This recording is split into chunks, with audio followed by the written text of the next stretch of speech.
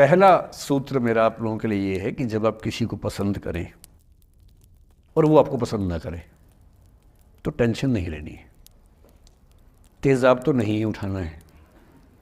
ठीक, कई लोग इस मूड में रहते हैं, मुझे पसंद नहीं करेगी,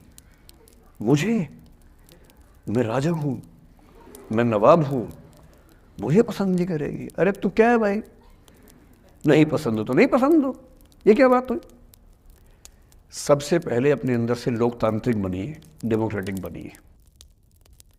जैसे आपको हक है किसी व्यक्ति को पसंद करने का, उसको भी हक है किसी को पसंद या नापसंद करने का। यदि कोई ऐसा व्यक्ति जिसको आप पसंद नहीं करते वो आपको प्रपोज करे तो आप उसको मना ही तो करेंगे। बस मना इज्जत से कीजिए, किसी को बेआबरू करके मत भेजिए।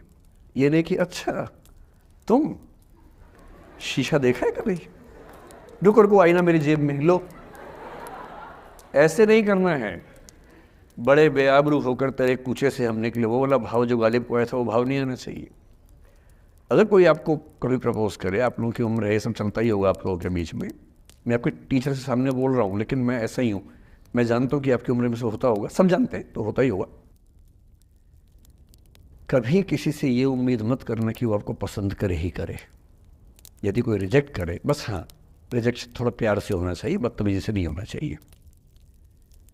उसके अधिकारों का उतना ही सम्मान कर रहे हैं जितना आप अपने अधिकार का सम्मान करते हैं कि ठीक है भाई आपको मैं पसंद नहीं, कोई बात नहीं,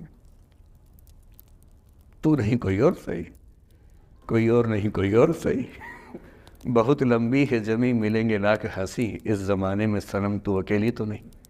कितने लोग हैं दुनिया में, ऐसा क्या है? और मैंने बहुत प्यारे प्यारे बच्चों को देखा रोते बिलखते हुए कि मैंने उसको प्रपोज किया, उसने मुझे मना कर दिया। अंकल, छोटे छोटे बच्चे आजकल मुझे लव गुरु मानते हैं अपने आसपास, वो मेरे पास आके ऐसी ऐसी बातें बताते हैं बड़ी क्यूट तोतली आवाज़ में, मैंने उसको प्रपोज किया, उसने मुझे ऐसे वाली आवाज़ में एकदम रोते बिलखते हुए। तो मैं बोलता हूँ बधाई हो बहुत बहुत तुम्हें, कॉन्ग्रेचुलेशन। मैंने अपनी ज़िंदगी में ऐसे 50 मामले देखे और 50 में से कम 49 मामले में जब कहीं दिल नहीं लगा, बाद में उससे बेहतर ही व्यक्ति मिला। अगर कभी ऐसा हो ना, मन ही मन में बधाई देना अपने आप को कि बच गया। हाँ बोल देता तो फंस जाती, हाँ बोल देते तो मर जाता। और मन में भाव वही रखना है, तू नहीं कोई और सही बात खाना, स्ट्रेस नहीं लेना है। मैं जानता हूं कि आपकी उम्र में आसान नहीं होता, आपको रात रात भर सपने आएंगे, बेचैनी होगी, करवटें बदलते रहे सारी रात हम, आपकी कसम आपकी कसम, ये सब ड्रामा होता है, ये फिल्मी गीत है। मुझे गीत कविता इतना ही याद है कि मुझे हर बात में वही दिमाग में आता है, मैं क्या करूं। ये होता है आपकी उम्र में, पर वो भी एक फेज़ है। अगर ये फेज़ नहीं जिया तो भी क्या जीवन जिया। कभी कभी बेचैनी भी तो होनी चाहिए, वरना ज़िंदगी में मज़ा क्या है। अगर हर चीज़ लिनियर है, हर चीज़ फॉर्मुलाइज है, फिर मज़ा क्या है ज़िंदगी में। ये उठापटक, ये बेचैनी, ये घबराहट, ये तनाव संतरास भी तो होना चाहिए कभी कभी ज़िंदगी में। इससे बुरी स्थिति तब होती है जब आप किसी रिलेशनशिप में हैं और वहाँ ब्रेकअप हो जाए, ये भी होता है। देखिए, मैं आपको बड़ी खरी खोटी सुनाने के मूड में हूँ। जिस तरह का प्रेम आप लोगों की पीढ़ी में होता है, मैं ये नहीं कहता कि आपकी पीढ़ी ख़राब है, हर पीढ़ी ऐसी होती है, बस ये कि आपकी पीढ़ी को सुविधाएं ज़्यादा मिल गई हैं। हमारी पीढ़ी में ना चिट्ठी लिख के भेजनी पड़ती थी, बड़ा रिस्क होता था। चिट्ठी लिखो कागज़ पे, फिर एक डाकिया ढूंढो भरोसे का, वो भरोसे वाला कुरियर बॉय या कुरियर गर्ल जाके चिट्ठी वहीं दे के आए जहाँ हमने कहा है। ये भी डाउट कहीं किसी और को दे के आ जाए। या कबूतर से बात करो, कबूतर जा जा जा, पहले प्यार की पहली चिट्ठी साजन को दिया। कबूतर का क्या भरोसा किसको दे के आ जाए। लेकिन कितना तनाव था उस ज़माने में। आपके ज़माने में क्या है, सीधे व्हाट्सएप निकाला, खटाक से भेज दिया मैसेज, और नंबर किसी से मांग लिया 1 सेकंड में। नंबर भी नहीं देना है तो किसी कौन सी ऐप होती है, मैंने सुना कुछ और ऐप्स होती है, मेरा नंबर वाली भी होती है, इंस्टा होता है, एक और भी तो कोई होती है वो जिसमें कार्टून जैसा मुंह बन जाता है, स्नैपचैट। हाँ, स्नैपचैट पे चले गए, मैंने सुना है कि उसमें नंबर भी नहीं देना पड़ता है, ऐसा कुछ चक्कर है, वहाँ ढूंढ लिया। किसी को कुछ कन्वे करना इतना आसान दुनिया में कभी नहीं हुआ था जितना आज आसान है। इन सब के ऊपर टिंडर है, बम्बल है, पता नहीं क्या क्या है, राइट लेफ्ट करते जाना है, उसी में कहानी शुरू। पर ये कहानियाँ जितने हल्के तरीके से शुरू होती हैं, मैं दावे से कह रहा हूँ कि 100 में से 99 अट्रैक्शंस 1 से 2 महीने में ख़त्म हो जाते हैं। क्योंकि आप जिसके प्रति अट्रैक्टेड थे ना, वो तो उसका बाहर का परसोना था। जहाँ परिचय गहरा होता है, असलियत सामने आ जाती है, और जब असलियत सामने आती है झेलना बड़ा मुश्किल होता है। आपके सपने टूट जाते हैं। आप जिस छवि पे दीवाने हुए थे, वो छवि तो सिर्फ छवि थी, वो तो इंसान नहीं था वैसा। 99% केसेस में मेरा ख्याल है कि अट्रैक्शन 1-2 महीने में समाप्त होता है। उसके बाद तो एक बोझ है जो आप ढो रहे हैं। कभी कभी होता है कि दोनों का खत्म हुआ तो बात आसान है, कभी कभी किसी एक का खत्म होता है, एक का नहीं होता है, वहाँ मामला मुश्किल हो जाता है। तो ऐसा हो सकता है आपके जीवन में कि दूसरा साथी आपका ये कहे कि भैया देखो, मैं तुम्हारे साथ कुछ महीने से हूँ, पर मुझे अब अच्छा नहीं लग रहा, मैं ब्रेकअप करना चाहता हूँ। मैं आपसे ये निवेदन करूँगा कि ये मान के मत चलना कि उसने आपको धोखा दिया है, क्योंकि बच्चे तुरंत उस मुद्रा में आते हैं, अच्छा अब मैं कुल्हाड़ी उठा लूँगी, अब मैं तेजाब उठा लूँगा, तूने मुझे धोखा दिया है, तूने मुझे चीट किया है, you are a cheat, you are a liar, you are a पता नहीं क्या क्या। पता इंग्लिश में गालियाँ बड़ी सुंदर देते हैं बच्चे।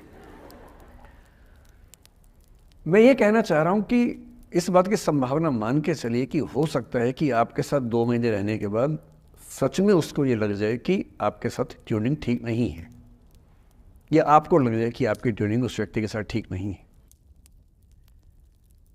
और किसी मुर्दा को अपने पास पकड़ के रखना उसका मज़ा नहीं है।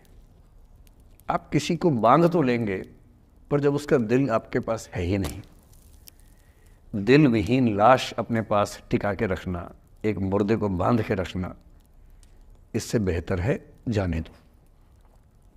बांधना नहीं, बांधते वो हैं जिनमें असुरक्षा बहुत ज़्यादा होती है। उस असुरक्षा से बचने का उपाय खुद को बेहतर बनाना है। आप इतने बेहतर हों कि आपको चाहने के लिए हज़ारों लोग हों। क्यों आप इतना डिपेंडेंट होते हैं कि इस एक व्यक्ति के अलावा मेरा कोई है ही नहीं दुनिया में? ऐसा क्यों सोचना है? और ऐसे ही मामले में ये करना है वो अफसाना जिसे अंजाम तक लाना ना हो मुमकिन, उसे एक खूबसूरत मोड़ देकर छोड़ना अच्छा। और ये खूबसूरत मोड़ कैसे होगा? अगर कोई जाना चाह रहा है तो आपके पास 3 ऑप्शंस हैं। एक, ना उसको अच्छे से बात करे, ना ख़राब से बात करे, न्यूट्रल होके जाने दे। एक, उसको धमकी दे, बर्बाद कर दूंगा, छोड़ूंगा नहीं, तो निकल के देख घर से, तेरे एड्रेस पता करवा लूँगा, मेरे साथ 50 दोस्त हैं, मेरे सारे आवारा हैं, सारे बेरोज़गार हैं, सारे कुंठित लोग हैं, सारे गुंडे मवाली हैं, उनका धंधा यही है, तेरे पीछे छोड़ दूंगा सबको। एक ही तरीका है। और तीसरा ये कि ठीक है यार, ऑल द बेस्ट, जा सिमरन जा, जी ले अपनी ज़िंदगी। अरे ठीक है, हो सकता है मैं तुझे ठीक नहीं लगा, कोई बात नहीं, लेकिन किसी से मिलो तो बढ़िया से मिलना, तेरी ज़िंदगी अच्छी हो। मैं भी ढूंढ ही लूँगा किसी न किसी को, थोड़ी हेल्प कर दियो, कहीं इंट्रो करवा दियो मेरी भी, लेकिन ठीक है तू भी जा। ये होता है खूबसूरत मोड़ देकर छोड़ना अच्छा। चिपकू नहीं बनना है किसी के पीछे, ना बोरा जाना है कि तुम जाओ, मैं तो दीवाना, स्थायी दीवाना हूँ तुम्हारा। कोई जब तुम्हारा हृदय तोड़ दे, तड़पता हुआ जब तुम्हें छोड़ दे, तब तुम मेरे पास आना प्रिय, मेरा दर खुला है, खुला ही रहेगा तुम्हारे लिए। वाह! पहले के ज़माने में बेरोज़गारी का ये लक्षण था। हम जब छोटे थे ये गाने सुनते थे, हम ये सुन के बड़े हुए कि ऐसे ही करना पड़ता है शायद प्रेम में।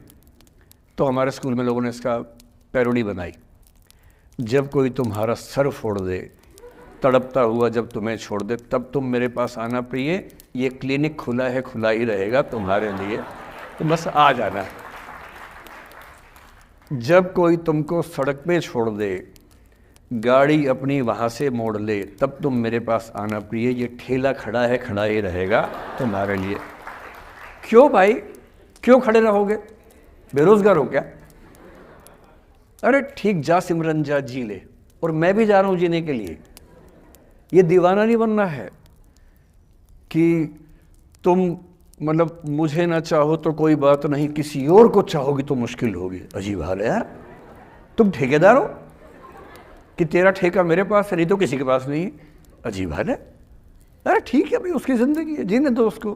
क्यों किसी की ज़िंदगी में इतना हावी होने का प्रयास करना है? जब आप नहीं चाहते कि आपकी ज़िंदगी में कोई हावी हो, आप क्यों किसी की ज़िंदगी में इतने हावी होंगे?